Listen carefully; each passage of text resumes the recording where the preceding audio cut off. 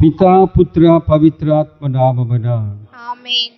మన ప్రభువగు యేసుక్రీస్తు కృప, సర్వేశ్వరుని ప్రేమ, పవిత్రాత్మ సహవాసము మీ అందరితో ఉండునుగాక. మీ ఆత్మతో నందరుగాక. ప్రియ సహోదరి సహోదరులారా, ఈ లోకములో మనం ఎన్నో నిర్ణయాలు తీసుకుంటూ ఉంటాం. అంతెందుకు, ఈ పూజా బలికి రావటానికంటే ముందుగా చాలా నిర్ణయాలు తీసుకోవాల్సి వచ్చింది. ఒకటి, రావాలా వద్దా. ఆ తర్వాత పెద్దవాళ్ళ గురించి కాదు, చిన్నపిల్లల గురించి చెప్తున్నారు. ఏ డ్రెస్ వేసుకు వెళ్ళాలి, తర్వాత మ్యాచింగ్, ఇవన్నీ ఉంటూ ఉంటాయి. అనగా ఒక నిర్ణయం తీసుకోవటానికి గాను కొంత సమయం పడుతూ ఉంటుంది. అటువంటిప్పుడు ఇంకా దీనికన్నా పెద్ద పెద్ద నిర్ణయాలు ఉన్నాయి. మన తల్లిదండ్రులు ఏ విధంగా నిర్ణయం తీసుకుంటేనో ఈ విధంగా మనం ఈరోజు జీవిస్తూ ఉంటాం. వాళ్ళు కూడా తమ త్యాగం చేస్తూ తమ త్యాగ జీవితాన్ని సమర్పించారు కాబట్టి మనందరం ఇక్కడ ఊపిరితో ఉంటూ ఉన్నాం. మనందరం దేవుని స్తుతిస్తూ ఉంటాం. అట్లాగే మనందరం సుఖముతోనూ సంతోషముతోనూ అట్లాగే సంతోషముగా ఉండేటువంటి ఆ జీవితం జీవించడానికి వారు కానుకగా సమర్పించారు. ఏముంది, చిన్నపిల్లలుగా మనకి ఏమి తెలియని వయసులో మన ఊరినే పడేస్తే, లేకపోతే ఏదో ఒక పనిలో ఉండిపోయి నిమగ్నమైపోయి వాళ్ళు మర్చిపోతే ఏమవుతాం మనం చిన్నపిల్లలుగా ఉన్నప్పుడు. కానీ వారందరూ మన కంటికి పాపలాగా చూసుకున్నారు, తమ కంటికి పాపలాగా చూసుకున్నారు.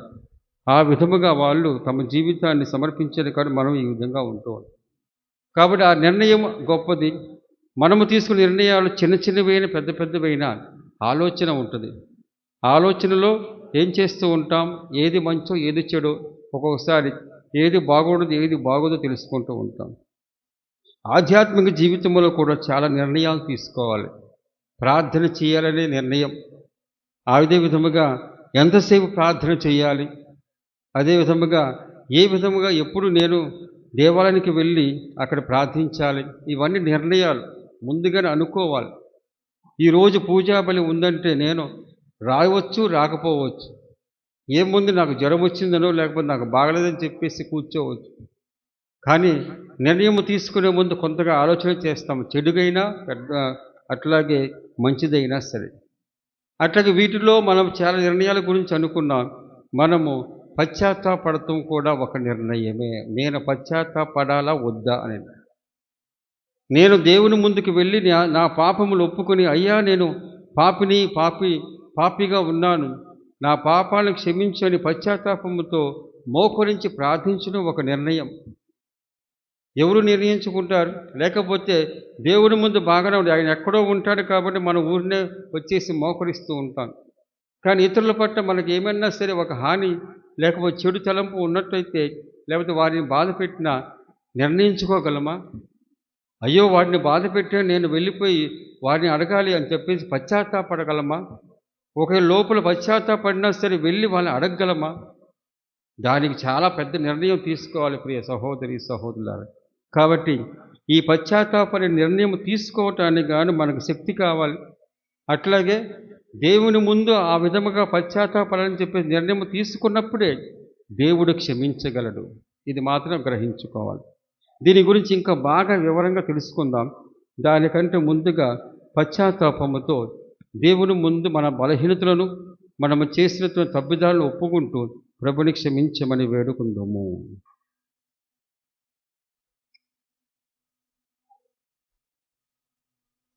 సర్వశక్తి గల సర్వేశ్వరుని చెంతను సహోదరులారా, మీ చెంతను నా పాపములను ఒప్పుకొనుచున్నాను. ఏలైనా తలంపు చేతను, వాక్కు చేతను, క్రియల చేతను, అశ్రద్ధ చేతను బహు పాపములు చేసితిని. ఇది నా తప్పు, ఇది నా తప్పు, ఇది నా గొప్ప తప్పు. అందుచేత నిత్య కన్యకైన పరిశుద్ధ మరియ మాతను, సకల దూతలను, పునీతులను, సహోదరి సహోదరులారా, మిమ్మును నా కొరకు మన ప్రభు అయిన సర్వేశ్వరుని ప్రార్థింపవలెనని బ్రతిమాలుకొనుచున్నాము. సర్వశక్తి గల సర్వేశ్వరుడు మనకు దయచూపి మన పాపమును మన్నించి మన నిత్య జీవితమునకు చేర్చునుగాక. ఆమేన్. ప్రభువా దయచూపుము, ప్రభువా దయచూపుము, క్రీస్తువా దయచూపుము, క్రీస్తువా దయచూపుము, ప్రభువా దయచూపుము. ప్రభువా దయచూపుము. ప్రార్థించుదము.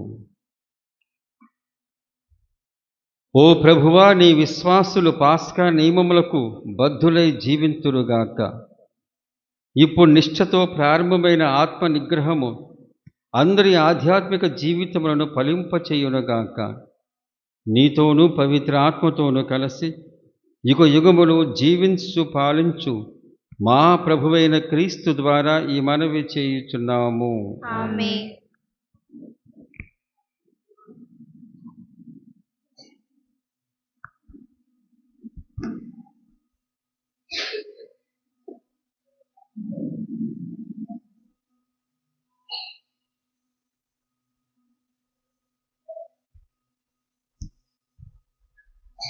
మొదటి పట్టణము యెహెజ్కేలు గ్రంథము 18వ అధ్యాయము 21వ వచనం నుంచి 28వ వచనం వరకు.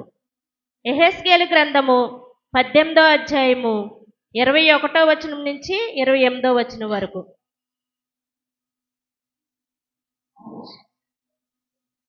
దుష్టుడు తన పాపముల నుండి వైదొలిగి నా చట్టములను పాటించనేని న్యాయసమ్మతమైన మంచి పనులు చేసినేని చావును తప్పించుకుని బ్రతుకును.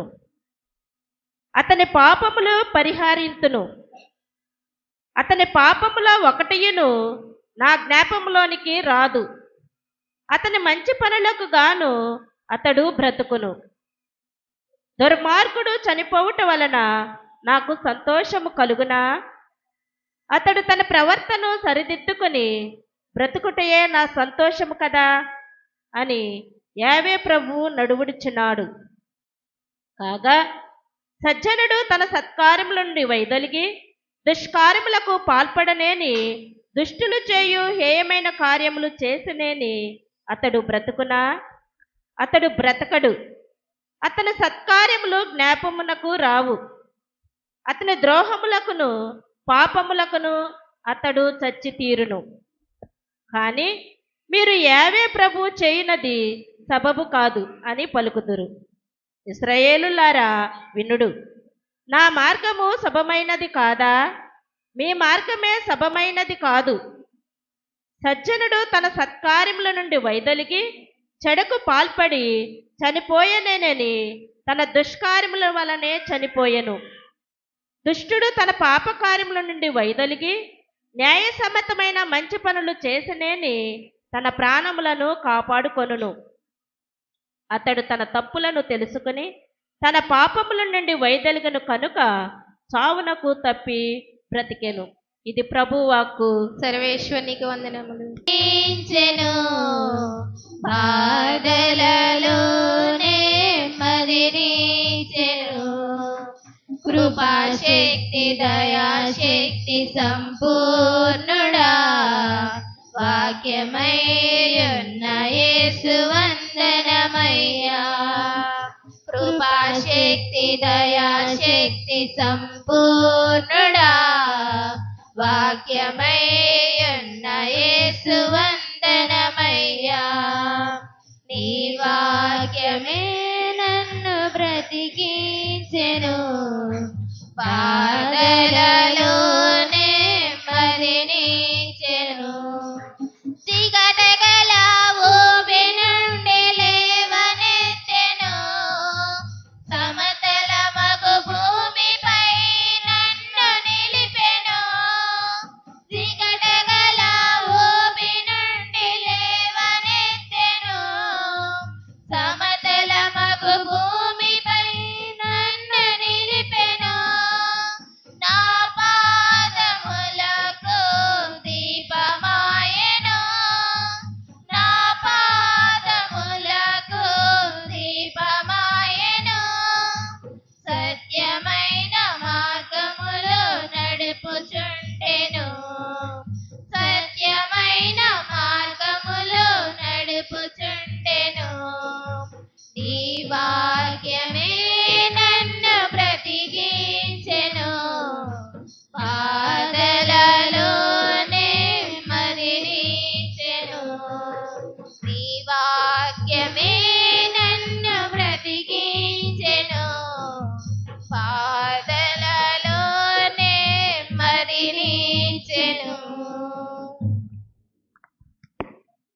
ప్రభువు మీతో ఉండునుగాక.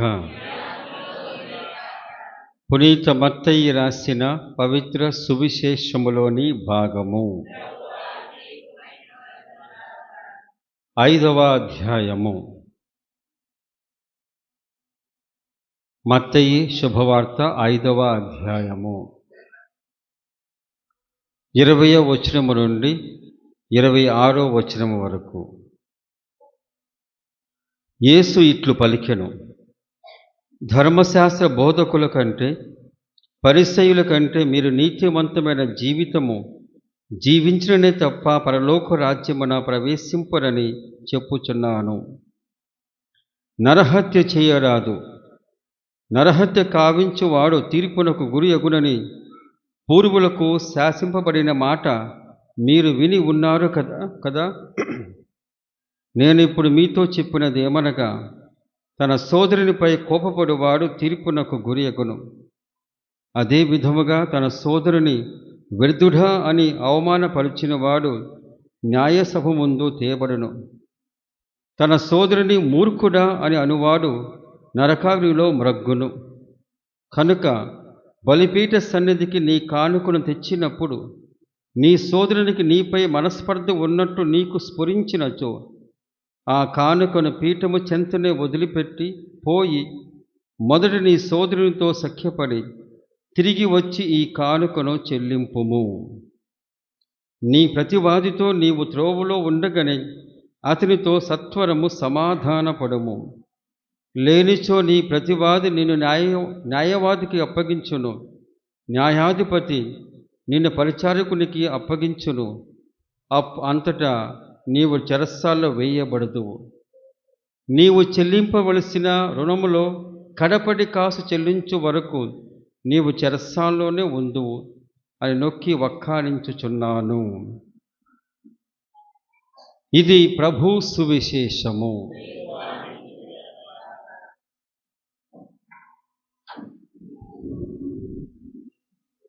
ప్రియ సహోదరి సహోదరులారా, క్రీస్తు ప్రభుని యొక్క శిలువ పాటులు, మరణము, ఆ గొప్ప సంఘటనలను ఈ 14 స్థల రూపములో ధ్యానించుకుంటూ మనము మన యొక్క గ్రామములో తిరుగుతూ శిలువ మార్గాన్ని చేశాం. ఆ శిలువ మార్గములో మనం పయనించాం. కాబట్టి ప్రయాసతో కూడింది, శ్రమతో కూడింది. మనము తిరగాలి, నుంచోవాలి, మోకరించాలి. తర్వాత ఎండ కూడా, అది కూడా నేను కూడా శిలువ మార్గంలో పాల్గొంటానని చెప్పేసి అది కూడా బాగా సూర్యుడు చూస్తూ ఉన్నాడు. దానికి తగ్గట్టుగా నేను కూడా ఉండాలని చెప్పేసి అది కూడా సూర్యునికి జవాబుగా అది కూడా వేడెక్కుతుంది. ఇవన్నీ ఇవన్నీ చూసాం. అందరం అలసిపోయాం. ఈ విధంగా అలసిపోయినప్పుడు ఆనాటి కాలంలో కొండల ప్రాంతములో యేసు ప్రభు యెరూషలేము పురములో ఆయన యెరూషలేము పురము నుంచి వెలుపలకు తీసుకువెళ్ళే క్రమములో రాళ్ల మీద, రప్ప మీద, ముళ్ళ మీద ఆయన నడిపించారు. శిలువ భారం ఒకటి, అప్పటికే కొరడాలతో కొట్టారు. ఎట్టి ఆహార పదార్థములు తీసుకోలేదు. మానసికంగా అవమానపరిచారు. రక్తము కూడా కారిపోయింది. దానికి తోడుగా శిలువ భారము. ఇవన్నీ తట్టుకుంటూ వెళ్ళగలిగాడు క్రీస్తు భగవంతుడు. కాబట్టి అంత శక్తి లేకపోయినా, శక్తిహీనతతో ఆయన ఆ విధముగా అనుభవం పొందుతున్నా సరే ఆయన వెళ్ళగలిగాడంటే తండ్రి చిత్తాన్ని నెరవేర్చడానికి గాను, అట్లాగే మనందరి యొక్క పాప క్షమాపణ కోసమని తెలుసుకుని ఆ విధంగా సమర్పించాడు. కాబట్టి నేను వెళ్ళాలి, గమ్యస్థానము చేరాలని చెప్పేసి ఆ శ్రమలు అనుభవిస్తూ వేదన పడుతూ వెళ్ళగలిగాడు. అక్కడ కూడా శిలువపై మరణం పొందటం, క్రూరముగా ఏ విధముగా చంపారో, ఒక నేరస్తుని ఏ విధంగా చంపుతారో అదేవిధంగా భటులు, ఆనాటి పోలీస్ మెన్లు అనగా మనకి ఏ విధంగా పోలీసులు ఉంటారో అట్లాగే వారికి ఇవ్వబడినటువంటి శాస్త్రం ప్రకారంగా వారు ఆ విధంగా చంపడం చూస్తూ ఉన్నాం. కాబట్టి ఈ ధ్యానములు అవన్నీ చేసాం. మరి అటువంటి వచ్చిందో లేదో మాకు తెలియదు. అవి మనము మొదటి స్థలము నుంచి చివరి దాకా ఉండేటువంటి ధ్యానాంశాలు ఇవే. ఇవన్నీ గుర్తు తెచ్చుకోవాలి, నెమరు వేసుకోవాలి. అంతే కదా. ఎవరైనా చనిపోయినప్పుడు వాళ్ళ దగ్గరికి వెళ్ళి ఏడుస్తూ ఉంటాం. ఎందుకని ఏడుస్తూ ఉంటాం? వారితో గతములో గడిపినటువంటి జీవితాన్ని గుర్తు చేసుకుని, అయ్యో ఇప్పటి నుంచి మనం ఈయనతో ఉండలేమే, ఈయన మనతో మాట్లాడడే, ఈయన చేసిన గొప్ప పనులు మనము చూసాము, మనకి ఇంకెవరు ఆదరువుగా ఉంటారని చెప్పేసి గడిచిపోయిన కాలమును గురించి తలంచుకుంటూ మనం ఏడుస్తూ ఉంటాం. పిల్లలు అట్లాగే ఏడుస్తారు, భార్య అట్లాగే ఏడుస్తూ ఉంటుంది. ఒకవేళ భర్త చనిపోతే ఆ తర్వాత తోబుట్టువులు ఏడుస్తూ ఉంటారు. ఇంక మిగతా చుట్టుప్రక్కల వారు సన్నిహితులు ఏడుస్తూ ఉంటారు. మిగతా వాళ్ళందరూ వచ్చినప్పుడు వేదన పడతారు, కానీ అంత ఏడుపు రాదు. ఎందుకంటే వాడితో సంబంధం లేనప్పుడు ఏడుపు రాదు, కానీ దుఃఖము లోపల ఉంటుంది. కాబట్టి సిలువ మార్గంలో కూడా ఇటువంటిది మనం చూడగలగాలి, ఇటువంటిది మనం అనుభవించగలగాలి. అప్పుడే ఆ సిలువ మార్గము నిమగ్నమైపోతాం. అందుకనే ముందుగానే మీకు కొన్ని సూచనలు ఇచ్చాను. మన భక్తి, మన విశ్వాసం, మన యొక్క కదలికలు బట్టి, చూపును బట్టి, మనం ఉండే విధానం బట్టి, అట్లాగే మాట్లాడే మాటలు బట్టి ఉంటాయి ప్రియ సహోదరి సహోదరుల. కాబట్టి ఈ విధంగా ఆలోచన చేయండి. ఇంకా తపస్కాలం ఉంది కాబట్టి, సిలువ మార్గం ఇంకా ఉంటుంది కాబట్టి ఆ ధ్యానంలో అట్లాగే విచారణ గుడిలో జరిగేటువంటి కొన్ని కార్యక్రమాల్లో పాల్గొంటూ ఈ విధంగా మిమ్మల్ని మీరు పవిత్రపరచుకోండి, మిమ్మల్ని మీరు క్రమపరచుకోండి. మీలో ఉన్నటువంటి ఆధ్యాత్మిక వేదన, అనగా ఆధ్యాత్మిక నలిగిపోతాం మనందరం. చిన్న పొరపాటు చేసినా, దేవునికి దూరంగా వెళ్ళినా, లేకపోతే ఇతరులను బాధ పెట్టినా మనం పడే అపరాధ భావం ఉంది చూడండి, అది గొప్ప వేదన కలిసి వేస్తూ ఉంటుంది. ఏదన్నా ఒకసారి ఏదో ఒక సమయంలో అబద్ధం చెప్పినప్పుడు, అయ్యో నేను అబద్ధం చెప్పానే, నేను అటువంటి వాడిని కాను, అబద్ధం చెప్పేవాడిని కానీ ఆ పరిస్థితులు చెప్పాను అని చెప్పేసి వాపోతూ ఉంటాం. కాబట్టి ఆధ్యాత్మిక వేదన పడే వాళ్ళకి ఈ సిలువ మార్గము కానీ, లేకపోతే తపస్కాలము చేసే ప్రతి పని కానీ మనకి ఆధ్యాత్మిక చింతన ద్వారా ఆధ్యాత్మిక ఓదార్పు వస్తూ ఉంటుంది. మనందరం ఆధ్యాత్మిక చితికిపోయిన వాళ్ళం, పాపం మూలముగా, పాప భారం మూలముగా ఇవన్నీ ఉంటాయి ప్రియ సహోదరి సహోదరులు. కాబట్టి ఇంత ఉపోద్ఘాతముతో నేను కూడా యేసు ప్రభు సిలువ వేస్తూ ఉన్నప్పుడు, లేకపోతే సిలువపై మరణ వేదన పడుతూ ఉన్నప్పుడు అక్కడ ఎవరూ పశ్చాత్తాపడలా. మరియ తల్లి వేదన పడుతుంది, శిష్యుడు ఒక ఆయన మాత్రం ఉన్నాడు. అతను మిగతా వాళ్ళు ఏడుస్తూ ఉన్నారు, అయ్యో నా ప్రభువును ఈ విధముగా వేదన గురి చేస్తానని చెప్పేసి వాళ్ళు బాధపడుతూ ఉన్నారు. అనక కుట్ర పన్నిన వారు అనాసు కైపాసు కానీ, ఆ తర్వాత భటులు కానీ, రోమన్ చక్రవర్తులు కానీ, రోమన్ అధికారులు కానీ, ఇంకా భటులు కానీ, వీళ్ళందరూ వారిలో పశ్చాత్తాపం లేదు. వీళ్ళలో పశ్చాత్తాపం లేదు కాబట్టి ప్రభువు చిట్ట చివరన చనిపోకముందు ఒక మాట అన్నాడు, తండ్రి వీరేమి చేయుచున్నారో వీరికి తెలియదు. వీరు నన్ను హింసిస్తున్నాను అనుకుంటున్నారు, నేను హింసను అనుభవించే సమయంలో నేను వాని కోసం సమర్పిస్తున్నానని చెప్పేసి ఆ సంగతి వాళ్ళకి తెలియదు. నన్ను బాధ పెడుతున్నాను అనుకుంటున్నారు వాళ్ళు. అమ్మయ్య వీని తప్పనిసరి అనగా చిట్ట చివర మాకు దొరికాడు అని చెప్పేసి ఆ విధముగా బాధ పెడతానని చూస్తున్నారు. కానీ ఇదిగో నేను వారి కోసమే ఈ బాధను అనుభవించడానికి నిర్ణయం తీసుకున్నా అని చెప్పేసి వాళ్ళకి తెలియదు అని చెప్పేసి ఒకటి. ఆ తర్వాత వారు చేసేటువంటి తప్పు తెలియక చేస్తున్నారు కాబట్టి వీరేమి చేయుచున్నారో వీరికి తెలియదు. సిలువపై మరణం పొందడం యేసు ప్రభుని యొక్క నిర్ణయం. ఆ నిర్ణయం తీసుకోవాలా వద్దా అని చెప్పేసి గెత్సెమనే తోటలో ఆయన చాలా వేదన పడ్డాడు. తండ్రి ఈ సిలువను ఎత్తుకోవాలన్నా, సిలువపై మరణం పొందాలన్నా నాకు చాలా భయముగా ఉన్నది. ఎందుకంటే సిలువ వేసే వాళ్ళని, లేకపోతే ఎవరైతే సిలువ వేస్తూ ఉంటారో వారు మరీ కఠినంగా క్రూరంగా ఉంటారు. ఆ విధంగా అది తలంచుకొని నేను తట్టుకోలేనని చెప్పేసి అంటున్నారు, తండ్రి నీ చిత్తమైతే ఈ పాత్ర నా నుంచి తొలగించండి. నిర్ణయం తీసుకోవాలా. వెంటనే ఆయన చెప్పినటువంటి మాట, తండ్రి నీ చిత్తమే, కానీ నీ చిత్తమే నెరవేరా. అందుకే కదా ఈ లోకానికి వచ్చింది. ఈ విధముగా నీ చిత్తం నెరవేర్చడానికి కోసమే కదా అని చెప్పేసి ఆయన ఆ విధంగా అంటాం. ఆ తర్వాత అప్పుడు నిర్ణయం తీసుకున్నాడు. కాబట్టి యేసు ప్రభు అప్పటి వరకు నిర్ణయం తీసుకోలేదు. అప్పుడు గెత్సెమనే తోటలో వేదనాపూరితమైనటువంటి అనుభవం ద్వారా ఒక గొప్ప నిర్ణయానికి వచ్చాడు. నేను ఈ సిలువ పాటలను, సిలువ మరణాన్ని నేను స్వీకరిస్తాను. అప్పుడు ఆయన తనను తాను అప్పగించుకోవటానికి గాను అన్నీ సమకూర్చుకున్నాడు. తన శిష్యుల్లో ఒకడు అప్పగించడానికి, ఒకడేమో ఆ విధంగా బొంకటానికి, ఇవన్నీ తాను నిర్ణయం చేసుకున్నాడు. అంటే వాళ్ళు చేయమని చెప్పటం లేదు, కానీ ఆ విధంగా చేసినప్పుడు దాన్ని ఏమీ అనుకోకుండా మౌనం వహించాడు. కాబట్టి యేసుప్రభు ఆ విధముగా నిర్ణయం తీసుకున్నాడు కాబట్టి శత్రువుల చేతికి అప్పగింపబడ్డాడు. లేకపోతే ఆయనకి ఎంత పని, ప్రియ సహోదరి సహోదరులారా. ఒక పెద్ద శక్తితో మొత్తాన్ని పటాపంచులు చేయగలడు, ఆ విధముగా అన్ని మార్చేయగలడు. కానీ మన యొక్క పాప పరిహారం చేయటానికి గాను ఇంకా అది తప్ప ఇంక వేరేది లేదు, ఇంకా వేరే మార్గము లేదు. వేరే మార్గం ఉన్నప్పుడు మానవునికి అది సరిపోదు. మానవునికి గొప్ప స్వేచ్ఛనిస్తూ ఉంటాడు ప్రియ సహోదరి సహోదరులారా. మానవునికి ఊపిరినిచ్చాడు, మానవునికి కావాల్సిన శరీరాన్ని ఇచ్చాడు, అట్లాగే మానవునికి కావాల్సిన జీవితాన్ని ఇచ్చాడు, స్వేచ్ఛను ఇచ్చాడు, మంచి చెడు ఎంచుకునేటువంటి వివేకాన్ని ఇచ్చాడు. మంచి చేస్తూ ఉన్నప్పుడు ఇదిగో నా కుమారుడు అన్నాడు, చెడు చేస్తూ ఉన్నప్పుడు అయ్యో నా కుమారుడు వెళ్ళిపోతున్నాడు, ఎప్పుడు తిరిగి వస్తాడని చెప్పేసి ఆయన వాపోతూ ఉంటాడు. ఈ విధంగా ఉన్నటువంటి ఆయన ఇదిగో వాళ్ళు నిర్ణయం చేసుకుని తిరిగి వచ్చినప్పుడే నేను ఏమన్నా చేయగలను, అందుకే నేను నిర్ణయించుకున్నాను వాళ్ళందరి కోసమే నా కుమారుడు ఈ విధముగా సిలువపై మరణం పొందాలని.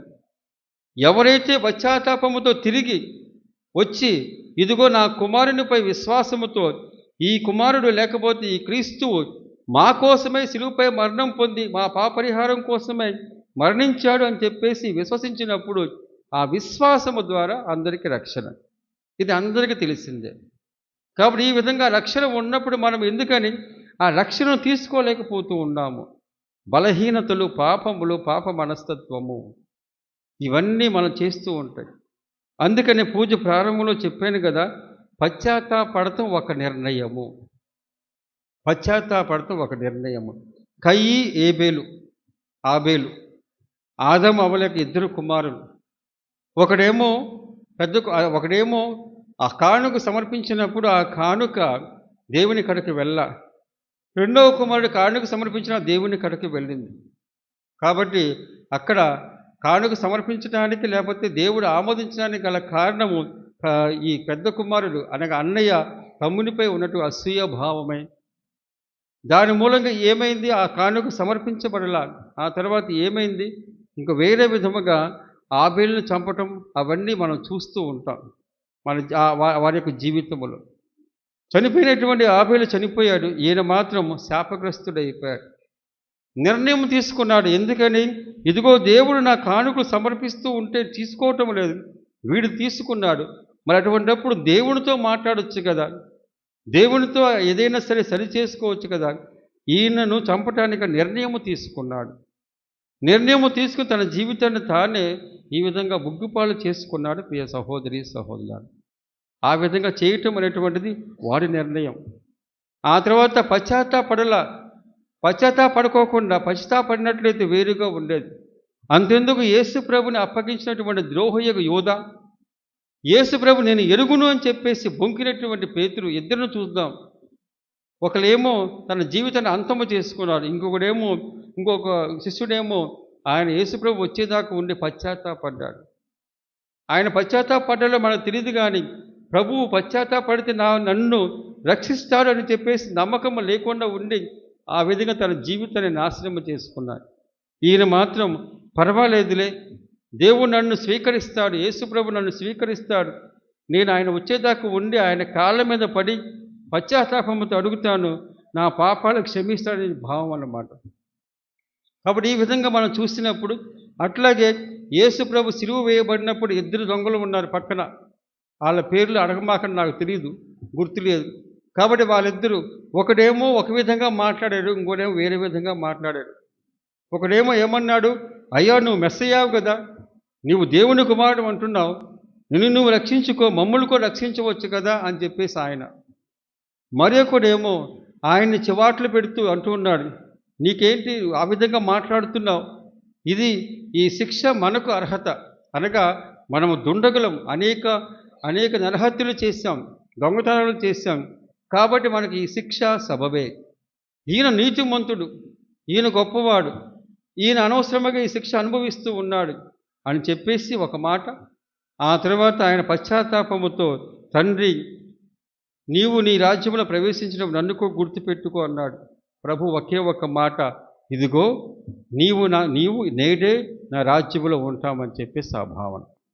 కాబట్టి ఈ ఇద్దరు దొంగల్లో ఒకడు జీవిత కాలమంతా దొంగతనము చేస్తూ ఉన్నాడు, లేకపోతే ఆ విధంగా దుర్మార్గంగా ఉన్నాడు. అప్పుడు పశ్చాత్తాపము లేదు, చివరను కూడా పశ్చాత్తాపము లేదు. కానీ మరొక దొంగ జీవితం మొత్తం దొండుడుగా లేకపోతే దొంగగా లేకపోతే హత్య చేసేవాడిగా ఉన్నాడు.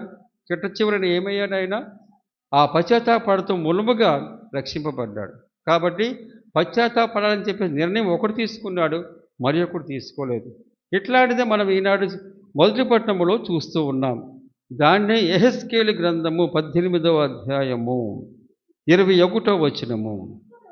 దుష్టుడు తన పాపముల నుండి వైదొలగి నా చట్టమును పాటించనేని, న్యాయసమ్మతమైన మంచి పనులు చేసినేని చావును తప్పించుకొని బ్రతుకును. అతని పాపములు పరిహారమగును. అతని ఒక లైన్ ఎగరేస్తారండి. అతని పాపముల్లో ఒకటిను అని చెప్పేసి అన్నాడు. మరి ఆ దొంగ అంతే కదా, ఆయన దుష్టుడు తన పాపము నుండి వైదొలిగి దేవుని తెలుసుకొని మంచి పనులు చేసి నేని చావు తప్పించుకున్నాను. పశ్చాత్తాపడ్డాడు. కాబట్టి అంతకుముందు ఏ విధమా ఎటువంటి పాపములు చేశారో దేవునికి అనవసరము. అతని పాపములు ఒకటియును నా జ్ఞాపకములోనికి రాదు. అతని మంచి పనులకు గాను అతడు బతుకును.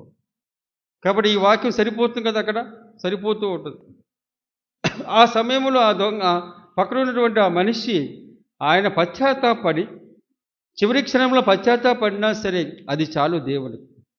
అందుకనే పశ్చాత్తాపం ఒక నిర్ణయము. పూర్ణ రాదు పశ్చాత్తాపం. నేను పశ్చాత్తాపడతానని చెప్పేసి ఒక్కసారిగా రాదు, ఆటోమేటిక్గా రాదు, పూర్ణ రాదు. అంతెందుకు మన తోబుట్టువులు ఉంటూ ఉంటారు. తోబుట్టువులు చిన్నప్పటి నుంచి బాగా స్నేహముగా, ప్రేమగా, మరి ముఖ్యముగా అన్నయ్య చెల్లెతి ఇంకెక్కువ ఆప్యాయత ఉంటూ ఉంటుంది. కానీ పెండ్లి అయిన తరువాత ఒకవేళ ఆస్తిలో కనుక ఏదో ఒక తేడా వచ్చిందనుకోండి, బద్ధశత్రువులు అయిపోతారు. ఈ విధంగా ఉన్నప్పుడు రొసొసలాడుతూ ఉంటారు, ఆ విధంగా ఉంటూ ఉంటారు. అటువంటి సమయంలో పశ్చాత్తాపం అనేటువంటిది రాదు కదా. ఎందుకంటే అహము అడ్డం వస్తూ ఉంటుంది. అటువంటి సమయంలో పశ్చాత్తాపడతానికి చాలా సంవత్సరాలు పడతాయి. తోబుట్టుల మధ్య మాత్రమే కాదు, అట్లాగే తండ్రి కొడుకుల మధ్య, వారి మధ్య కూడా ఉంటూ ఉంటుంది. అంతకంటే ఎక్కువగా స్నేహితుల మధ్య, ప్రాణ స్నేహితులుగా ఉన్నారు. ఆ తర్వాత ఏదో ఒక తేడా వస్తూ ఉంటుంది, ఏదో ఒక విషయం మీద. ఆ తర్వాత బద్ధశత్రువులు అయిపోతూ ఉంటాయి. తిరిగి వారి సఖ్యత పడటానికి గాను చాలా సంవత్సరాలు పడతాయి, లేకపోతే కొంతకాలం పడుతుంది. దానికంటే ఇంకా బాగా మనకి ఇంట్రెస్టింగ్గా ఉండేటువంటిది భార్యాభర్తల బంధము.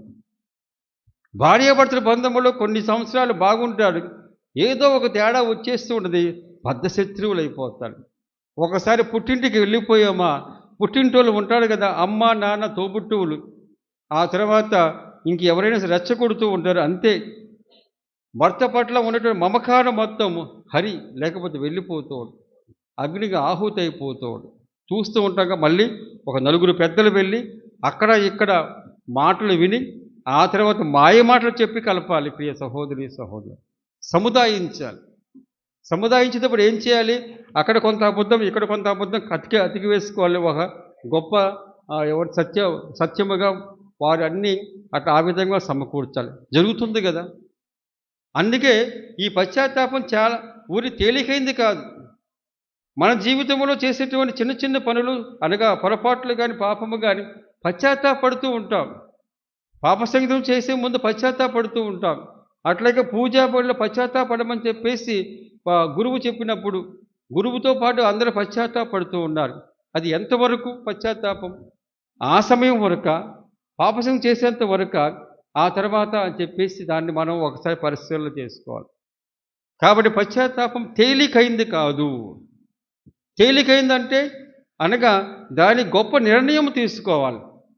ఎంత నిర్ణయం అంటే, ఇదిగో నేను పాపిని, నేను బలహీనుడను, లేకపోతే అయ్యో నాదే తప్పు అని చెప్పేసి ఒక భావం రావాలి. అట్లాగే అవతలి వాడు మంచివాడే, వాడి పొరపాటు లేదు అని చెప్పేసి ఒక భావన రావాలి. ఆ తర్వాత అయ్యో ఈ విధముగా నేను ఇంత ఘోరంగా ఆలోచన చేశానని చెప్పేసి మనం ఖండించుకుంటూ లోపల ఆ తర్వాత వారి దగ్గరికి వెళ్ళి సఖ్యత పడేటువంటి విషయం ఉంది చూడండి, అది ఇంకా గొప్ప ధైర్యం కావాలి దానికి. ఊరికనే వెళ్ళాం, ఒకటితో పోట్లాడిన తర్వాత వెళ్ళిపోయి ఎవరే నన్ను క్షమించరా అని చెప్పేసి ఊరికనే వెళ్ళాం. అది కనుక కొంచెం ముదిరినట్లయితే ఆ తర్వాత ఇంకా వెళ్ళలేం. అటువంటిప్పుడు పశ్చాత్తాపం అనేటువంటిది మనము తీసుకునే నిర్ణయం. ప్రియ సహోదరి సహోదరులారా, ఆ నిర్ణయం సరైనదిగా ఉండాలి. అట్లాగే ఆ నిర్ణయం సరైన సమయంలో తీసుకోగలగాలి. ఈ నిర్ణయం ఎప్పుడు తీసుకున్నా దుడుకు చిన్నవాడు అంతా అయిపోయిన తర్వాత తన కుమారుడి దగ్గర తన తండ్రి దగ్గర రావాల్సినటువంటి ఆస్తి మొత్తం తీసుకెళ్ళిపోయాడు. వెళ్ళిపోయి దుర్వినియోగం చేసుకున్నాడు. ఆ తర్వాత నానా రకాల పనులు చేశాడు, అనుభవించాడు, పండుగ చేసుకున్నాడు. ఆ తర్వాత మొత్తం హరించుకుపోయింది. ఆ తర్వాత ఎప్పుడైతే ఆయనకి తినటానికో తిండి లేకపోయేసరికి, పందులు కూడా తినేటువంటి ఆ మేత కూడా తినలేకపోయేవాడు. అది తినాల్సి వచ్చింది. ఆ సమయంలో కడుపు మండి అప్పుడు ఆయన పశ్చాత్తాపడుతూ ఉన్నాడు. పశ్చాత్తాపడినప్పుడు దానికి కొన్ని కవితలు రచించాలి. ఆ దుడుకు చిన్నవాడికి రచించాడు. అయ్యా తండ్రి, నేను నీకును దేవునికి విరుద్ధముగా పాపము చేసి తిని, అదొకటి. ఇప్పుడు నేను నీ కుమారును అనిపించుకోదగను అని ఇంకొకటి. కనీసం నీ సేవకుల్లో ఒకరినైనా చేసుకో అని చెప్పేసి మరొకటి. 3 ఉన్నాయి, 3 వాక్యాలు ఉన్నాయి. ఈ 3 వాక్యాలు ఆ విధంగా రిహార్సల్ చేసుకుని వెళ్ళాడు ఆయన. తండ్రి కడకు వెళ్ళేసరికి మొదటి వాక్యం చెప్పే లోపల తండ్రి ఏం చేశాడు, నా కుమారుడు తిరిగి వచ్చాను, వీడికి విందు చేయండి అని చెప్పేసి అన్నాడు. దేవుడు అంత గొప్పవాడు. మన పశ్చాత్తాపడేదాకా ఆయన వేచి ఉంటాడు. మన పశ్చాత్తాపడటానికి గాను ఆయన మనకు ఎంతో కాలం పడుతుంది. ప్రియ సహోదరి సహోదరు, ఎంతకాలమో చెప్పనా? నన్ను కూడా లెక్కించుకుని చెప్తే ఎంతకాలం చెప్పనా? జీవితకాలము. ఈ దొంగవాడు ఉన్నాడు చూడండి యేసుప్రభు పక్కన, అప్పుడు దాకా మనం నిజమైన పశ్చాత్తాపడము. కావాలంటే మిమ్మల్ని పరీక్షించుకోండి, నేను కూడా పరీక్షించుకుని చెప్పాను. ఆ విధంగా కావాలంటే మీరు కూడా మీ జీవితాన్ని చూసుకోండి. ఎన్నిసార్లు పశ్చాత్తాపడ్డా, ఎన్నిసార్లు దాంట్లో పడుతూ ఉన్నాం. కాబట్టి దేవుడు మన జీవిత కాలం అనగా మన ఆయుష్ తీరే వరకు ఆయన చూస్తూ ఉంటాడు.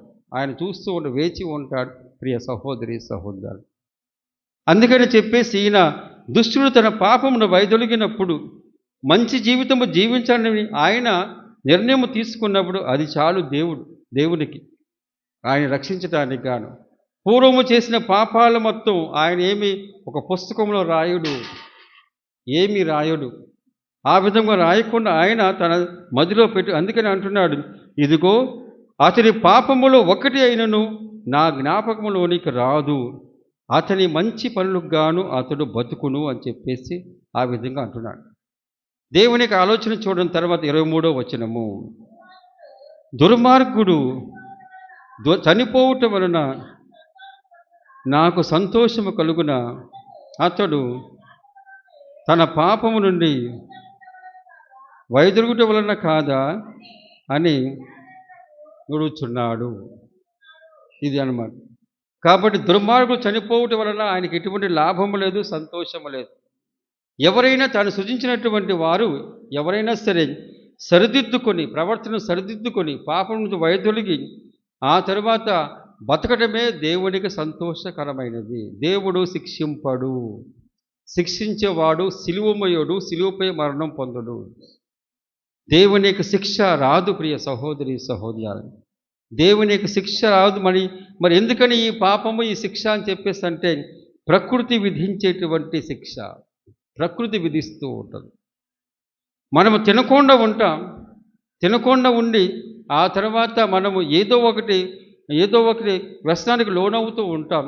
దాని మూలముగా అనారోగ్యం వస్తూ ఉంటుంది. దేవుని శిక్షయ. ప్రకృతికి సంబంధమైన మన శరీరాన్ని సరిగ్గా చూసుకోకపోతే ఆ ప్రకృతి ఏం చేస్తూ ఉంటుంది? స్పందిస్తూ ఉంటుంది. మన ప్రకృతి పట్ల మంచిగా ఉన్నప్పుడు మంచిగా స్పందిస్తూ ఉంటుంది. ప్రకృతి పట్ల వేరుగా చెడుగా మనం ప్రవర్తించినప్పుడు చెడుగానే ప్రవర్తిస్తూ ఉంటుంది. చెడుగానే. ఎందుకని పొలము దున్నిన తర్వాత చక్కగా పంట వేస్తూ అన్నారుగా విత్తనాలు చల్లుతూ ఉంటారు, క్రమంగా చేస్తూ ఉంటారు. అటువంటి సమయంలో ఏమిస్తుంది? అది పంటనిస్తూ ఉంటుంది. పంటనిస్తూ అలా కాకుండా అట్లా వదిలేసామనుకోండి, చెత్త చెదారం అట్లా ఉందనుకోండి, ముళ్ళు ఎన్ని పెరిగినాయి అనుకోండి, ఏమవుతుంది? దానికి తగ్గట్టుగా వాసన, దానికి తగ్గట్టుగా ఇదిగో ఆ కాలుష్యం ఇవన్నీ పెరుగుతుంది. అది దేవునికి శిక్ష కాదు. మన యొక్క క్రియల ద్వారా ప్రకృతి స్పందిస్తూ ఉంటుంది. అంతెందుకు ఇక్కడ భూకంపాలు వస్తూ ఉంటాయి, సునామీలు వస్తూ ఉంటాయి. సునామీ కూడా భూకంపం రావటం మూలం, సముద్రంలో భూకంపం రావటం మూలం జరుగుతూ ఉంటుంది. ఇవన్నీ భూకంపాలు ఎందుకని సంభవిస్తూ ఉంటాయి? లోన ఉన్నటువంటి భూమి ఏం చేస్తుంది? కొద్దిగా సరి చేసుకుంటుంది, జరుగుద్ది. ఖాళీ ఏర్పాటు చేసినప్పుడు జరుగుద్ది. అటు జరగమ్మ అంటారు పక్క లేటుగా వచ్చేటువంటి ఎవరైనా సరే. అటు జరగమన్నప్పుడు జరుగుతూ ఉంటారు. ఆ జరిగినప్పుడు మనలో అంత పెద్ద శక్తి లేదు కాబట్టి ఏమవ్వదు. కానీ భూమి దాని మీద ఎంతో భారం ఉంది. ఏదైనా ఖాళీ ఏర్పాటు అయినప్పుడు అది జరుగుతూ ఉన్నప్పుడు ఏమవుతుంది? భూకంపం పైన మొత్తం భూకంపం ఏర్పాటు అవుతుంది. భూమి కంపిస్తూ ఉంటుంది. అనగా మానవుడు తన యొక్క స్వార్థము కోసం లోతుగా వెళ్ళిపోయి ఖనిజాలు కానీ లేకపోతే సమురు కానీ ఇవన్నీ తీసుకుంటూ ఉన్నారు. ఆ సమయంలో ఏమవుతుంది? అక్కడ ఖాళీ ఏర్పాటు అవుతుంది. ప్రియ సహోదరి సహోదరు, కాబట్టి ఆ విధంగా నేను ఆలోచన చేస్తూ ఉన్నాను. కాబట్టి మన దేవుడు మరి పాత నిబంధనలు మొత్తం శిక్ష కదండి, శిక్షిస్తూ ఉన్నారు అని చెప్పేసి ఆ ప్రవక్తలు కానీ వాళ్ళందరూ చెబుతూ ఉన్నారు.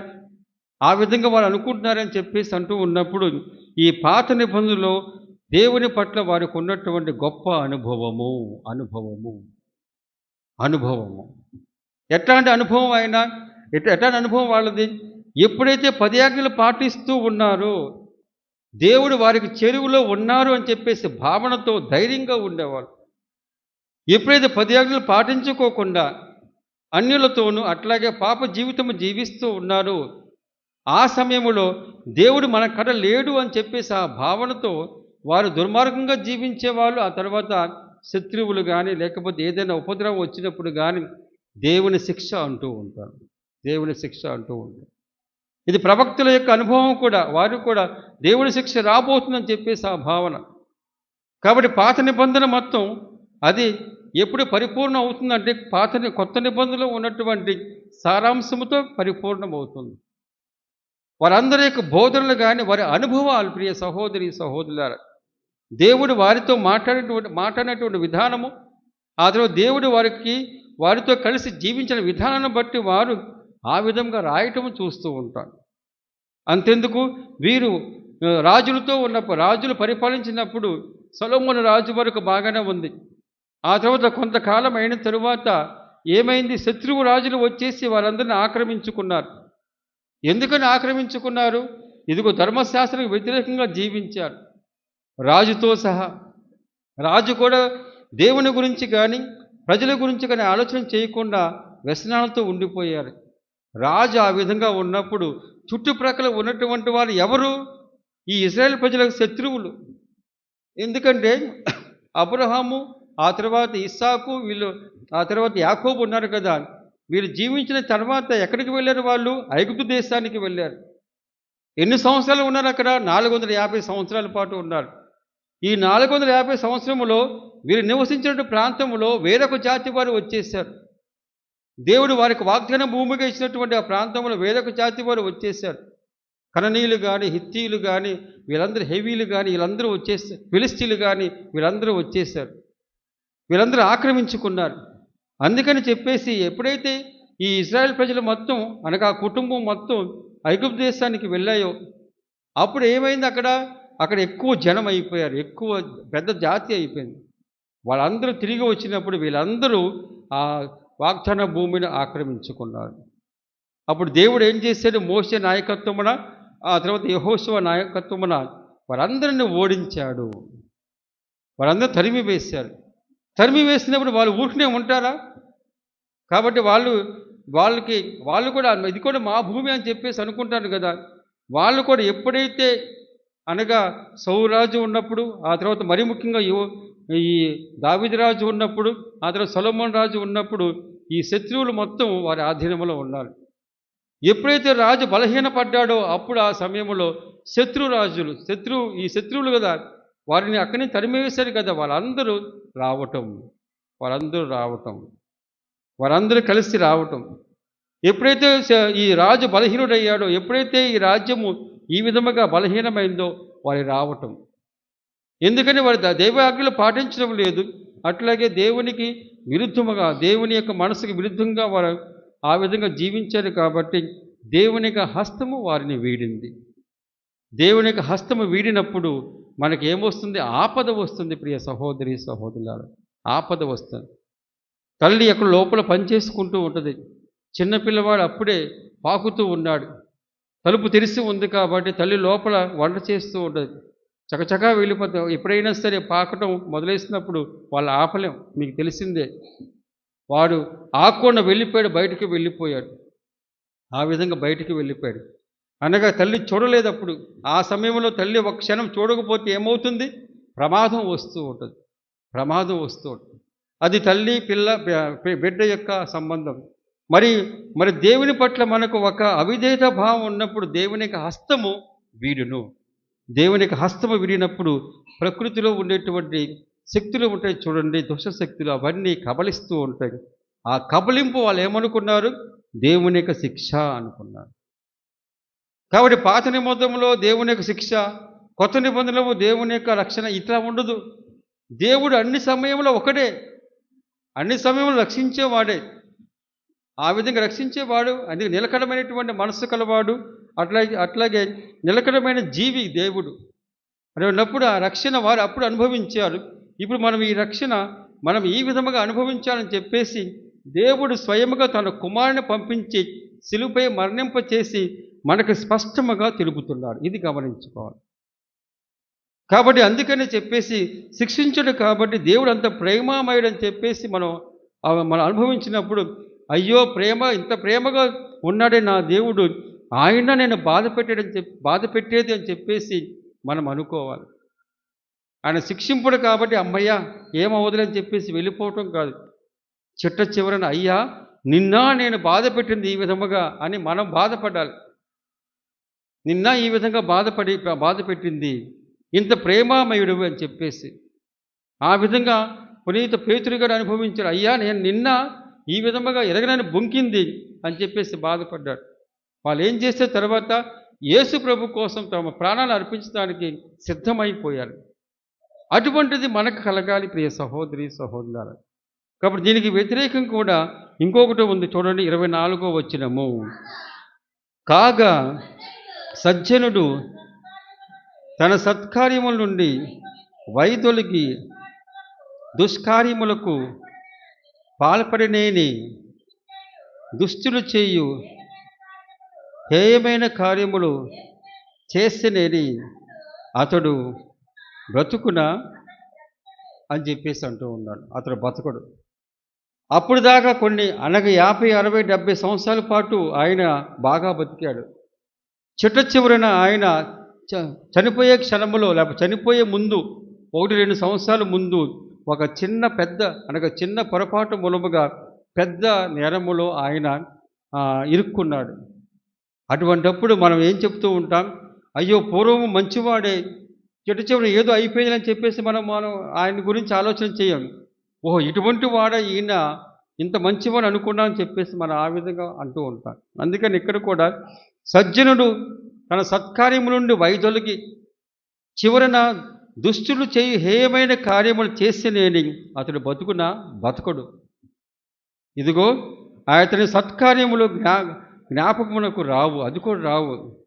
అతని ద్రోహములకు గాను పాపములకు గాను అతడు చచ్చి తీరును అని చెప్పేశాడు. కాబట్టి ఈ రెండు మనకు తెలిసినవే. మన జీవితకాలం అంతా ప్రయాస పడవలసినదే.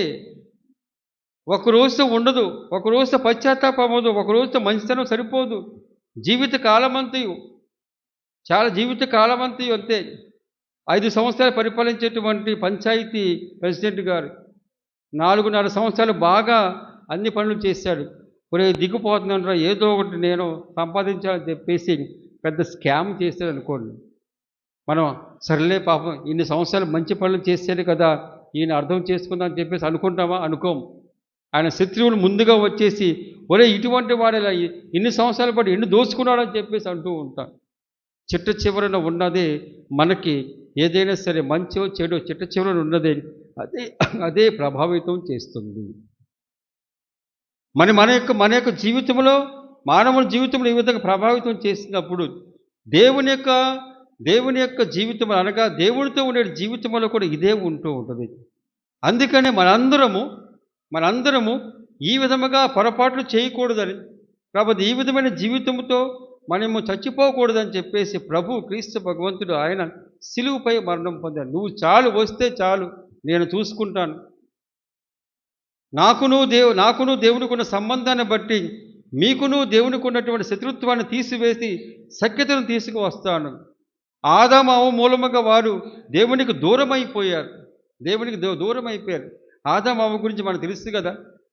దేవుడు పాపము చేసినా సరే వారి కోసం వెతుక్కుంటూ వచ్చారు.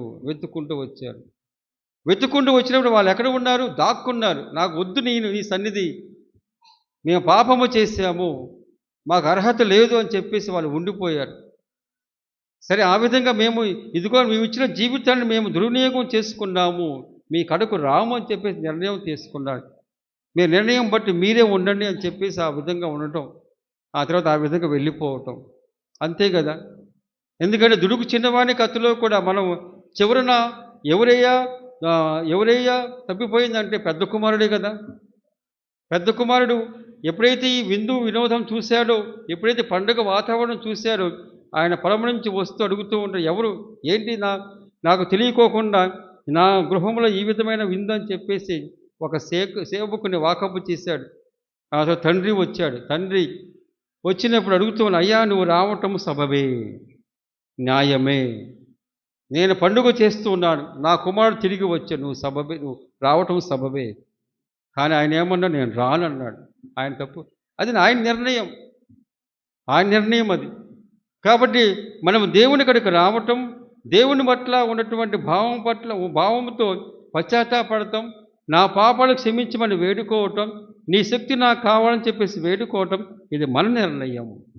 సొంత నిర్ణయం అవ్వాలి, మామూలు నిర్ణయం కాదు, సొంత నిర్ణయం అయ్యి ఉండాలి.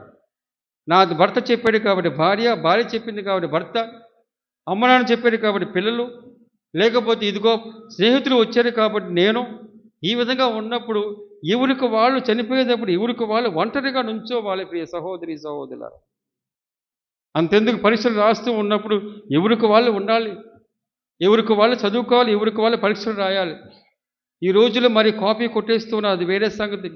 దాని తర్వాత ఇంకా కాపీ కొట్టగలమా? పెళ్ళైన తర్వాత కాపీ కొట్టగలమా? పెళ్ళైన తర్వాత బాధ్యత కాపీ కొట్టగలమా? పెళ్ళైన తర్వాత మన జీవితము సొంతంగా నిర్ణయం చేసుకోవడానికి అది కూడా కాపీ కొట్టగలమా? కాపీ కడుతున్నారు కాబట్టి ఇప్పుడు ఎవరికి వాళ్ళు ఏమైపోతాం, వేరు అయిపోతుంది. భార్యాభర్తల మధ్య ఏదైనా గొడవ వచ్చిందనుకో ఏం చేస్తూ ఉంటాడు? స్నేహితుడి దగ్గరికి వెళ్తాడు. ఆ స్నేహితుడు ఎటువంటి వాడు అప్పటికే వదిలేశాడు ఆయన, అటువంటి వాళ్ళ దగ్గరికి వెళ్ళి అడుగుతూ ఉంటాడు. వాడేం చెప్తాడు? ఇంకా ఎక్కువగా చెబుతూ ఉంటాడు. అట్లాగే ఇంకా ఆ సంఘం ఉంటుంది, భార్య వదిలేసిన వాళ్ళ సంఘం వచ్చేసి వాళ్ళందరూ గుమికూడి ఏం చేయాలి, వీడికి ఏమి సలహా ఇద్దామని చెప్పేసి అంటూ ఉంటారు. మనం ఇంకొకరు చెప్పేమో అయిపోయినట్లే, కాపీ కొట్టలేము. ఎందుకంటే నీ భార్య వేరుగా ఉంటుంది. నీ భార్య నీపై ఎంతో ప్రేమ పెంచుకుంది. నీ భార్య నీ కోసం ఏ త్యాగమని చేస్తుందేమో దాన్ని గమనించుకోవాలి. అతని భార్య మరి వేరే విధంగా ఉండి ఉంటుంది, అటువంటి విధేయత లేదేమో, నమ్రత లేదేమో. ఇంకా ఆయన దగ్గరికి వెళ్ళిపోయి ఆ విధంగా చెప్పినప్పుడు నిన్ను చెడగొడుతూ ఉంటాడు. కాబట్టి జీవితంలో కాపీ కొట్టడానికి ఉండదు, పరీక్షల్లో ఉంటుంది. కానీ అట్లాగే దేవుని ముందు ఆ విధంగా నీతిమంతునిగా ఉండాలన్నా, అవినీతిపరుడిగా ఉండాలంటే మన నిర్ణయమే. ఒంటరిగా ఉంటాము, ఒంటరిగా ఉండాల్సిందే. ఒంటరిగా ఉండి ఆ తర్వాత అయ్యా మా నాన్న ఎన్నోసార్లు ఎన్నో దాన ధర్మాలు చేశారు, అట్లాగే ఈ తపస్కాలంలో ఆయన బాగా దీక్ష తీసుకున్నాడు, కాబట్టి నేను ఆయన కుమారుడు అని చెప్పేసి అన్నప్పుడు నువ్వు ఎవరివి? కాబట్టి నువ్వు నాకు ఏమి చేసావో అదే నాకు కనపడుతూ ఉంటుంది. నువ్వు ఎప్పుడైతే నా కడుకు రావటానికి గాను నువ్వు నిరాకరించుకున్నావు, నిర్ణయం తీసుకున్నావు, అప్పుడే నువ్వు దూరం అయిపోయావు. నేను నీ కోసం చూశాను, నీ కోసం నేను ఎదురు చూశాను, నువ్వు రాలేకపోయావు, తెలుసుకోలేకపోయావు. అందుకనే మరి ఈ విధంగా మనం ఆలోచన చేసినప్పుడు ప్రియ సహోదరి సహోదరు ఇంకా చాలా చాలా ఉంటూ ఉంటుంది. కాబట్టి ఈ విధంగా ఆలోచన చేయండి. ఈ విధంగా ఆలోచన చేసినప్పుడు ఈ తపస్కాలం మరి ఇంకా మరింతగా మీరు గొప్పగా ఇంకా ధ్యానపూర్వకంగా చేసుకోవచ్చు. చిన్న చిన్నవే పశ్చాత్తాపము, పాపము, లేకపోతే పాప మన్నింపు, ఆ తర్వాత ఇవన్నీ, ఆ తర్వాత ఆధ్యాత్మిక చింతన, ఆధ్యాత్మిక భారము. మనందరికీ భారం ఉంది, నాకు కూడా భారం ఉంటూ ఉంటుంది. గబుక్కుని ఏమన్నా మాట అన్నా, పూజలు ఏమన్నా మాట అన్నా నాకు అలా కలిగేటువంటి వేదన మరీ ఘోరం అన్నమాట. ఆ తర్వాత 2 రోజులు పడుతుంది మళ్ళీ స్థిమితంగా రావాలి అంటే. అయ్యో, నేను ఈ విధముగా దేవుని యొక్క సన్నిధి, దేవుని యొక్క స్థానాన్ని ఈ విధంగా ఉపయోగించుకున్నా అని చెప్పేసి ఆ భావం, అపరాధ భావం వచ్చేస్తూ ఉంటుంది. చెప్పకపోతేనేమో ఏదో అక్కడ జరిగిపోతూ ఉంటుంది, చెబితేనేమో ఈ భారం ఉంటూ ఉంటుంది. మరి అటువంటి ఆ విధమైనటువంటి ఇదిగో మనకి ఏమవుతుంది, కుష్ఠరోగం వచ్చినప్పుడు మనకి ఎటువంటి స్పందన ఉండదు. పాపానికి అలవాటు పడినప్పుడు ఏమవుతుందంటే ఎటువంటి స్పందన ఉండదు. పాపానికి అలవాటు పడకుండా ఉండటానికి దేవుడు మనకి పాప సంగీతం ఇచ్చాడు. ఎందుకంటే ఎప్పటికప్పుడు ఏది పాపం, ఏ విధంగా ఉండకూడదని చెప్పేసి ఆ విధంగా మనం ముందస్తుగా కావాల్సినటువంటి పరిశోధన చేసుకుంటాం. వెళ్ళిపోయి చెప్పగలగా పాపానికి అలవాటు పడకూడదు, లేకపోతే దాన్ని మొద్దుబారిపోతాం. మన జీవితం మొద్దుబారిపోతూ ఉంటుంది ప్రియ సహోదరి సహోదరులు. కాబట్టి ఒక అంశం మీద చెప్పాను, పశ్చాత్తాపడతాం మన నిర్ణయం. పశ్చాత్తాపడినప్పుడు, నిర్ణయం తీసుకున్నప్పుడు దేవుని యొక్క దీవెన మనకు వస్తూ ఉంటుంది. నిర్ణయం తీసుకున్నప్పుడు ఆ పక్కన ఉన్నటువంటి ఆ దుండగుడు యేసు ప్రభు ఆయనకి స్వర్గాన్ని ఇస్తూ ఆయనకి నాకు వద్దులే అన్నాడు. ఆయన వదిలే, ఆయనకు కావాల్సిన జీవితం, ఈ లోకం జీవితం కావాలి, నాకు ఆ జీవితం వదిలే అని చెప్పేసి అన్నాడు. పక్కవాడేమో నిర్ణయం తీసుకుని నాకు కావాలి అని. కాబట్టి మన నిర్ణయం తీసుకున్నప్పుడే, సానుకూలంగా నిర్ణయం తీసుకున్నప్పుడు దేవుడు నీ యొక్క హృదయంలోకి ప్రవేశించగలడు, లేకపోతే రాడు. దుడుకు చిన్నవాణి కథలో ఆ చిన్న కుమారుడు తప్పిపోయినప్పుడు వాడి కోసమే తండ్రి వెళ్ళలా, ఆయన వచ్చేదాకా ఉన్నాడు. అది దేవుని యొక్క గొప్ప మనస్సు ప్రియ సహోదరి సహోదరులు. అనగా తిరిగి వచ్చేదాకా తనంతట తాను పశ్చాత్తాపడి ఆ తర్వాత ఇదిగో నేను కావాలనుకున్నప్పుడే వాడికి పెద్ద పండుగ చేస్తాడు. పెద్ద పండుగ చేస్తే ఎప్పుడైనా దుడుగు చిన్నవాని యొక్క సారాంశాన్ని అనగా వృత్తాంతాన్ని చూడండి. ఏమి రిహార్సల్ చేసుకున్నాడు, తర్వాత అక్కడికి వచ్చి ఏం చెప్పాడు. ఆ తండ్రి మొత్తం చెప్పనివ్వలా. ఎందుకు ఈ విధంగా చెప్తా, నాకు ఏం అక్కర్లేదు, నువ్వు వచ్చావు చాలు అని చెప్పేసి. అది దేవుడు మన కోసమై ఉండేటువంటి సంతోషకరమైన సంఘటన ప్రియ సహోదరి సహోదరులు. ప్రార్థించుకుందాం. ఈ తపస్కాలంలో ఇంకా ధ్యానము చేసుకోవడం ఇంకా ఉంది, పరిశుద్ధ స్లేవ మార్గం చేసుకోవడానికి ఇంకా అవకాశాలు ఉన్నాయి. ఆ సమయంలో ఇటువంటి ఉద్దేశంతో, అనుభవంతో, అనుభూతితో మన యొక్క జీవితాన్ని ఒకసారి దేవునికి సమర్పించుకుంటూ ఈ 14 స్థలాల సిలువ మార్గం ద్వారా మనము దేవుని యొక్క కృపను పొందటానికి పశ్చాత్తాపము, త్యాగము, ఉపవాసము ద్వారా మరింతగా చేరువై మన కోసం, మన కుటుంబం కోసం ప్రార్థించుకుంటూ మన కుటుంబానికి కావలసిన ఆధ్యాత్మిక బలాన్ని పొందుదాం. దేవుని కృపా కటాక్షం మీకు తోడుగా ఉండునగాక.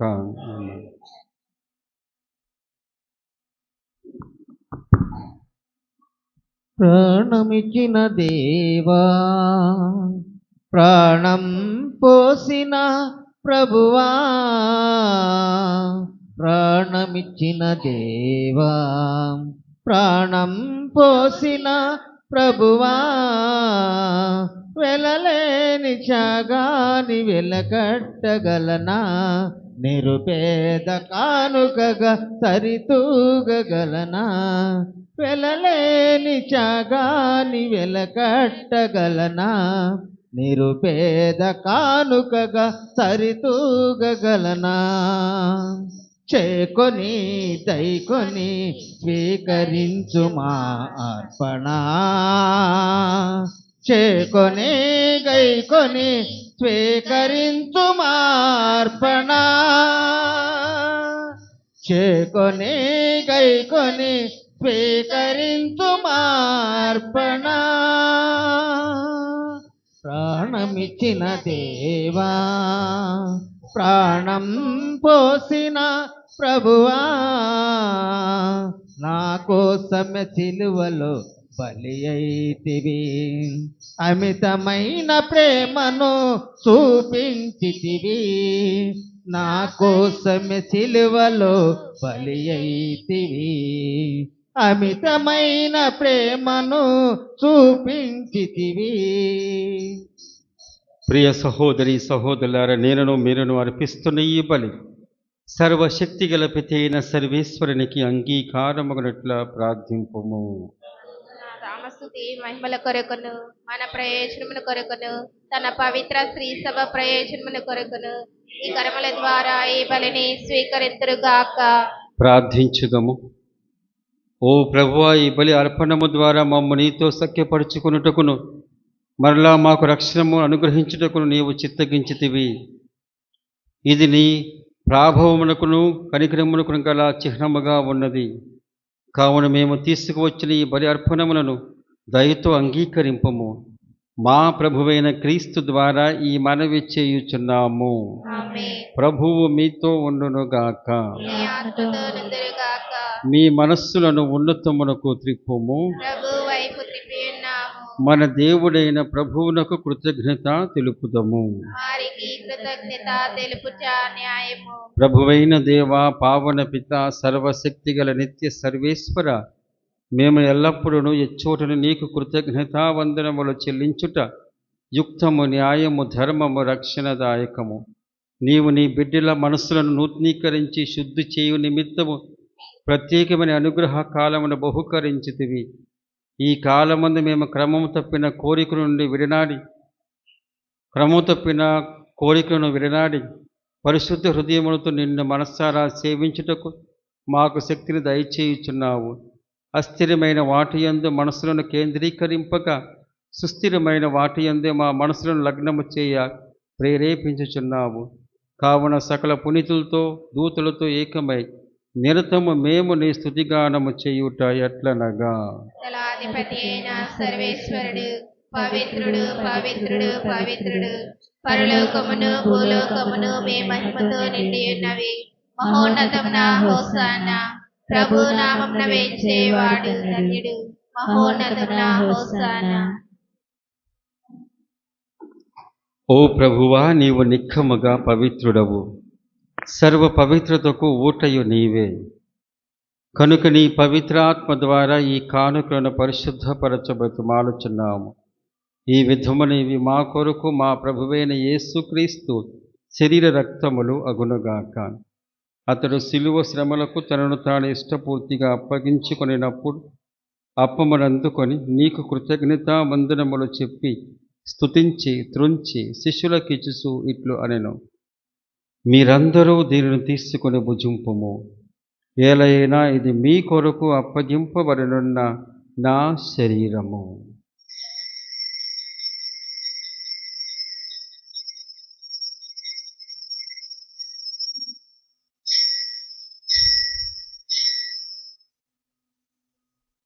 ఆ విధముననే భోజనానంతరము పాత్రమునందుకొని మరల నీకు కృతజ్ఞతా వందనములు చెప్పి శిష్యులకిచ్చుచు ఇట్లు అనెను, మీరందరూ దీనిని తీసుకుని దీని నుండి పానము చేయుడు. ఏలైనా ఇది నూతన నిత్య నిబంధన యొక్క నా రక్తపు పాత్రము. ఇది మీ కొరకును అనేకుల కొరకును పాప పరిహారమునకే ధారవోయబడును. దీనిని నా జ్ఞాపకార్థము చేయుడు.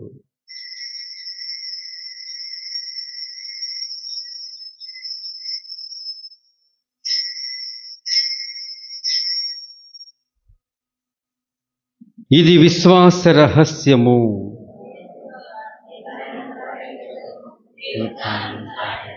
మీరు మరలా వచ్చే వరకు వేచి ఉండుము. కనుక తండ్రి, క్రీస్తు మరణమును ఉత్థానమును స్మరించుచు జీవమొసగి అప్పమును రక్షణ పాత్రము నీకు సమర్పించున్నాము. నీ సముఖము నిలిచి నీకు పరిచర్య చేయుటకు మమ్మ పాత్రలుగా చేసినందుకు నీకు వందనము తెలుపుచున్నాము.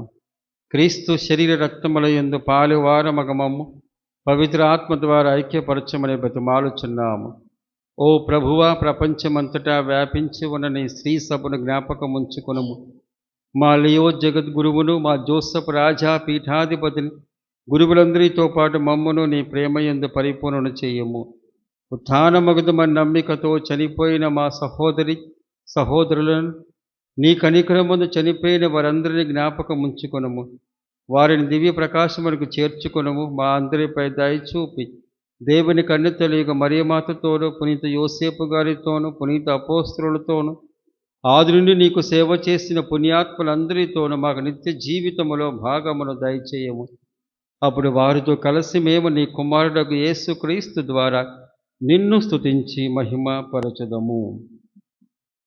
క్రీస్తు ద్వారా, క్రీస్తుతో, క్రీస్తునందు సర్వశక్తి గల పితే అయిన సర్వేశ్వర, పవిత్ర ఆత్మతో ఏకమయుండు నీకు యుగ యుగములు గౌరవ మహిమలు కలుగునుగాక. మన రక్షకుడిచ్చిన పరమోపదేశమును అనుసరించి ప్రార్థింప సాహసింతము. మా తండ్రి, నీ రాజ్యము వచ్చునుగాక, నీ చిత్తము పరలోకమందు నెరవేరినట్లు భూలోకం. నానాటికి కావలసిన మా అన్నము మాకు, మా యజ్ఞాపబడిన వారిని మేము మన్నించినట్లు మా ఆజ్ఞను మీరు మన్నించండి. మమ్ము శోధనయందు ప్రవేశింపండి. ప్రభువా, అన్ని కీడుల నుండి మమ్ము రక్షింపుము. మా ఈ రోజుల్లో మాకు శాంతిని ప్రసాదింపుము. నీ దయానుగ్రహణ నా పాపము నుండి మమ్ము విముక్తులను చేసి అన్ని కలతల నుండి సర్వదా కాపాడుము. మేము మోక్షానందమును మా రక్షకుడైన యేసుక్రీస్తు ఆగమమును నిరీక్షించుచుందుము.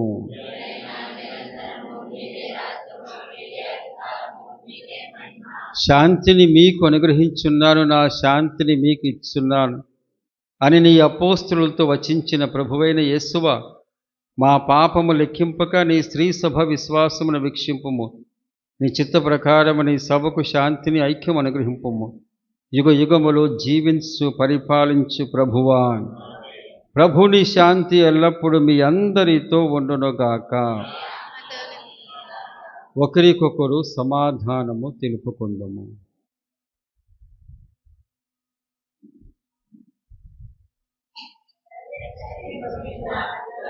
పాపములను పరిహరించి ప్రభువా మాకు దయచూపండి.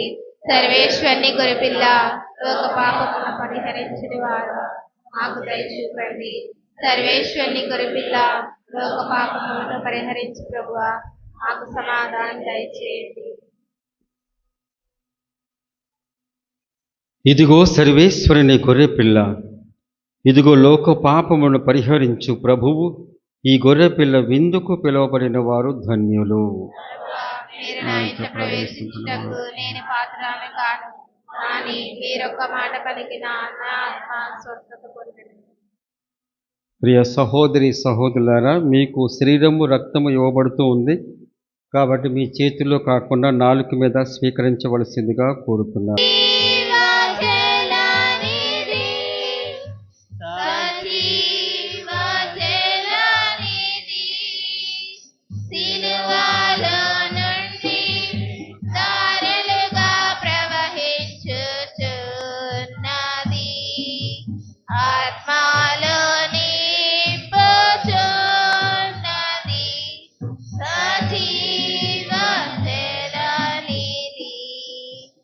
Yeah.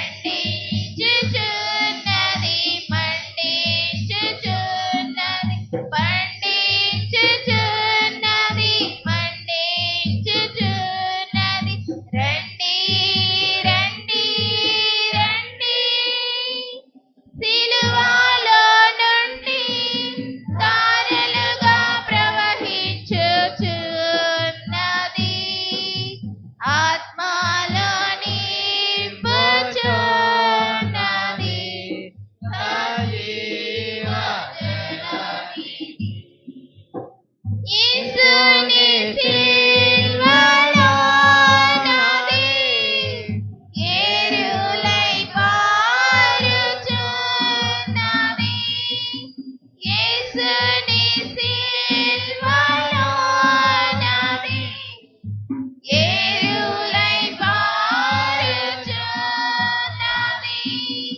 కాసులు లేకనే తీసుకువేగమే, కాసులు లేకనే తీసుకువేగమే. ఆగు త్రాగు సాగు సిలువలో నుండి ధారలుగా ప్రవహించుచున్నది. ఆత్మలో నింపుచున్నది, సాచి మసెలనిది. త్రాహముగున్న వారికి త్రాహము తీర్చుచున్నది. త్రాహముగున్న వారికి త్రాహము తీర్చుచున్నది. పానము చేయుడి దానము నీకది, పానము చేయుడి దానము నీకది. శాంతి క్రాంతి విశ్రాంతి సిలువలో నుండి ధారలుగా ప్రవహించుచున్నది. ఆత్మలోని నింపుచున్నది, నది మసెలనిది. ప్రేమ విందు పరలోక విందు, ప్రేమ విందు పరలోక విందు. పాపై మోషక యేసుని రక్షణ విందు, పాపై మోషక యేసుని రక్షణ విందు. ప్రేమ విందు పరలోక విందు, ప్రేమ విందు పరలోక విందు.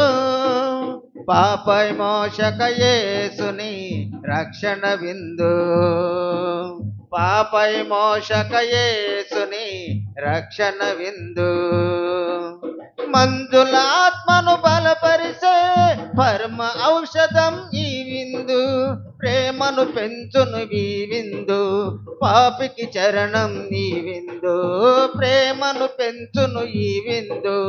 పాపికి చరణం ఈ విందు. ప్రియమునలో కొనరారండి, ప్రియమునలో కొనరారండి, ప్రియమునలో కొనరారండి, ప్రియమునలో కొనరారండి. ప్రేమ విందు పరలోక విందు, ప్రేమ విందు పరలోక విందు.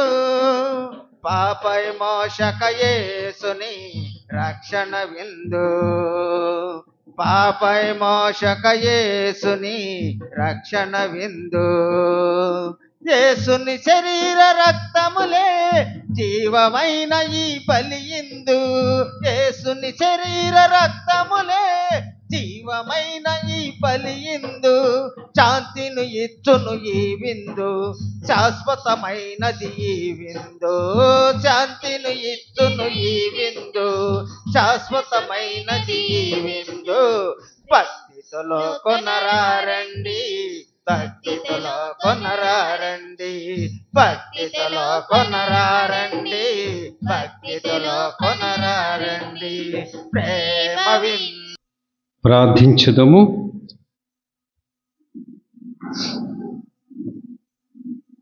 ఓ ప్రభువా, నీవు మాకు జీవాహారముగా ప్రసాదించిన దివ్య సంస్కారము మమ్ము నవజీవముతో నింపునుగాక.